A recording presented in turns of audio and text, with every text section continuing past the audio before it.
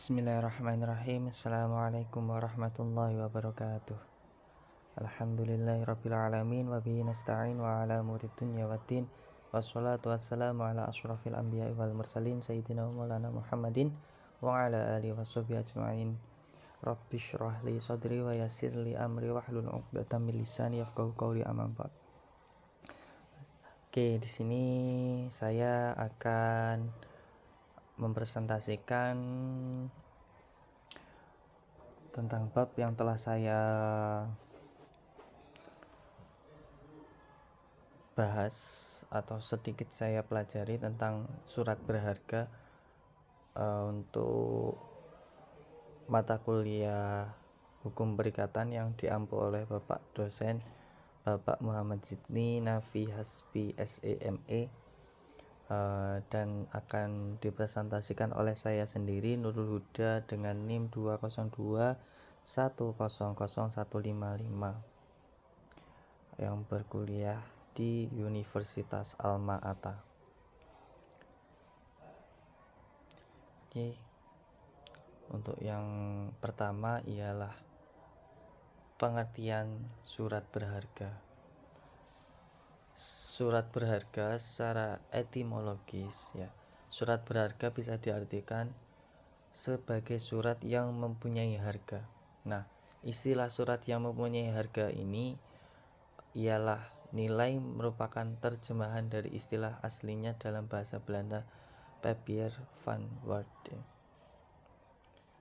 Ini secara etimologis.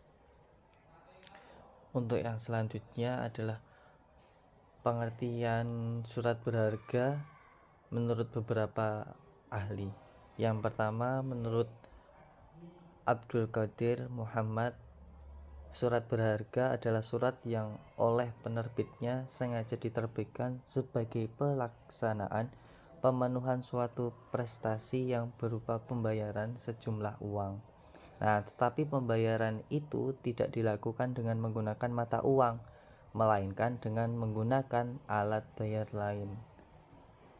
Untuk yang kedua, itu menurut Purwosudjipto, itu surat berharga adalah surat bukti tuntutan utang yang sukar diperjualbelikan.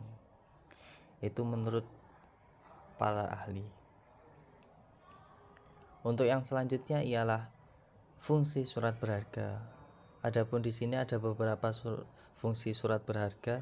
Yang pertama adalah sebagai alat pembayaran atau alat tukar uang. Nah, jadi ini itu adalah alat pembayaran yang wujudnya itu bukan uang. Itu bisa melalui surat berharga. Yang kedua adalah sebagai alat untuk memindahkan hak tagih, yakni dapat diperjualbelikan dengan mudah.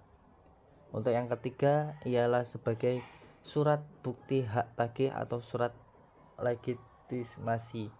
Nah, legitimasi itu adalah surat bukti diri bagi pemegangnya sebagai orang yang berhak. Nah, jadi surat berharga ini bisa menjadi bukti bahwa dia itu berhak atas benda tersebut atau yang disurati tersebut yang berwujud surat berharga. Nah, untuk yang selanjutnya adalah tujuan penerbitan surat berharga ini sebagai pemenuhan prestasi berupa pembayaran sejumlah uang. Nah, adapun di sini adapun beberapa jenis surat berharga. Ada yang pertama wesel, yang kedua surat sanggup, yang ketiga saham, yang keempat obligasi, yang kelima deposito, yang keenam surat berharga cek, yang ketujuh kwitansi, yang ke-8 itu bilet giro, dan yang terakhir adalah promise atau akseptasi. Nah, untuk yang pertama itu ada wesel. Nah, wesel pada pasal 100 KUHD menerangkan bahwa wesel itu surat berharga yang memuat kata wesel di dalamnya, tertanggal dan ditandatangani di suatu tempat dalam mana si penarik pemberi perintah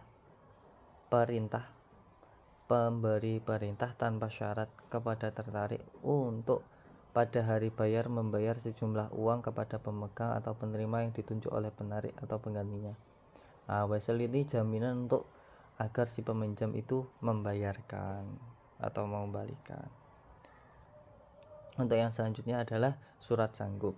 Nah, surat sanggup itu adalah sebuah surat berharga yang mencantumkan tanggal, menyebutkan tempat penerbitannya, yang merupakan kesanggupan tanpa syarat oleh penerbit untuk membayar kepada pihak pemegang atau pembawanya. Nah, pembayaran mana dilakukan pada waktu tertentu oleh pihak penerbit itu sendiri.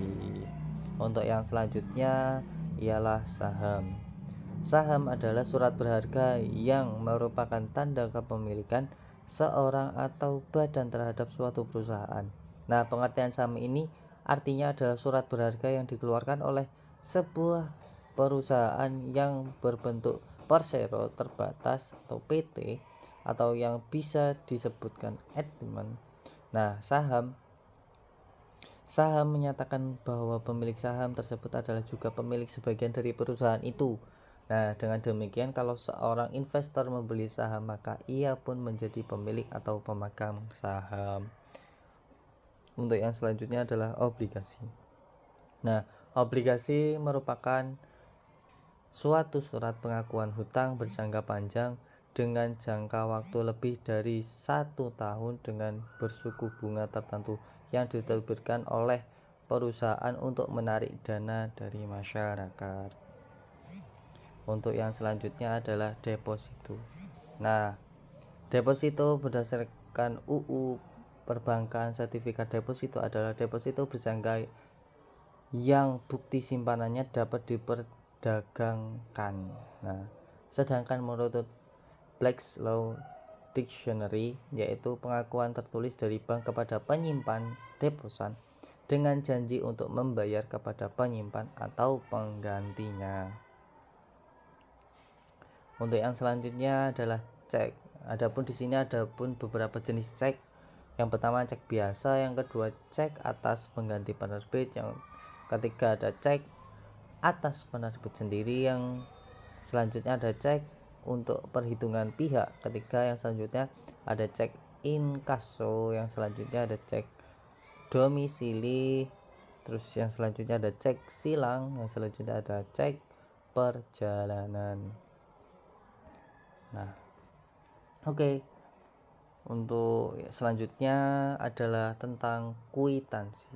Apa sih kwitansi itu? Nah, kwitansi itu mengandung perintah kepada pihak ketiga untuk membayarkan sejumlah uang tertentu yang tertulis pada kwitansi tersebut kepada pengunjuknya. Yang selanjutnya mari kita bahas tentang billet giro. Nah, billet giro adalah suatu perintah nasabah yang telah standarisir ya, atau dibakukan bentuknya kepada bank penyimpanan dana untuk memindahkan bukukan sejumlah dana dari rekening yang bersangkutan kepada pihak penerima yang disebut namanya pada bank yang sama atau berlainan. Ya, untuk yang selanjutnya ada promise atau akseptasi. Nah, promise disebut juga surat sanggup, yaitu surat menyatakan dari seorang debitur untuk menyanggupi atau berjanji membayar sejumlah uang pada waktu tertentu kepada orang yang tertulis namanya di atas surat tersebut. Oke, untuk yang selanjutnya kesimpulan. Nah, kesimpulan di sini ialah surat berharga adalah surat pengakuan utang, ya. Wesel, saham, obligasi, sekuritas kredit, atau setiap derivatifnya atau kepentingan lainnya atau suatu kewajiban dari penerbit dalam bentuk yang lazim diperdagangkan dalam pasar modal dan pasar uang. Nah, jenis-jenis surat berharga yaitu wesel, surat cek, surat sanggup atau surat aksep, kwitansi, dan promise atas tunjuk, billet giro, kantonmen, saham, obligasi, deposito. Nah, penerbitan surat berharga adalah sebagai pelaksanaan ya dari kewajiban membayar. Dengan kata lain, perjanjian adalah perikatan dasar. Nah, tanpa ada perikatan dasar itu, mungkin itu tidak mungkin ya, kalau misalnya tidak ada perikatan dasar perjanjian itu tidak mungkin diterbitkan surat berharga. Nah, jadi penerbitan surat berharga bukan perbuatan yang berdiri sendiri lepas dari perikatan dasarnya. Oke, thank you very much. Ya, sekian dari saya. Apabila ada tutur kata yang kurang berkenan, saya mohon maaf. Wabillahi taufik walhidayah. Assalamualaikum warahmatullahi wabarakatuh.